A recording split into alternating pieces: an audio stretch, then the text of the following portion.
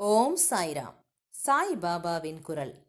அன்பு குழந்தையே, வாழ்க்கை என்பது நீ நினைக்கும் அளவுக்கோ பயப்படும் அளவுக்கோ குழப்பம் நிறைந்ததாய் இருக்கக்கூடியது அல்ல. யதார்த்தத்தை நீ புரிந்து கொண்டால் அதுவே வாழ்க்கைக்கு மிகச்சிறந்த வழி. எது வந்தால் என்ன?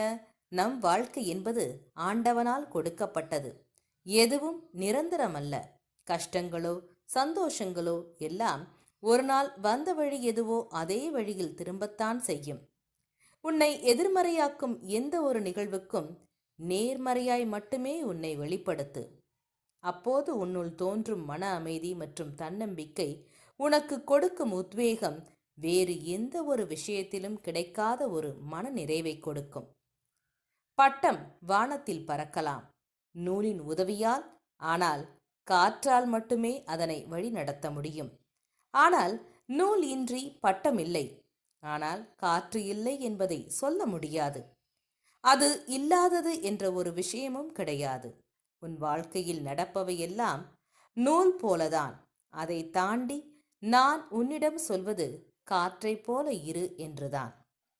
உன்னை அரவணைக்க யாரும் இல்லை என்று வருந்தாதே. உன் நம்பிக்கை, பொறுமை, உன் பலத்தையும் எவ்வளவு உன்னதமானது என்பதை நான் அறிவேன். சாயை பணிக. அனைவருக்கும் அமைதி நிலவட்டும்.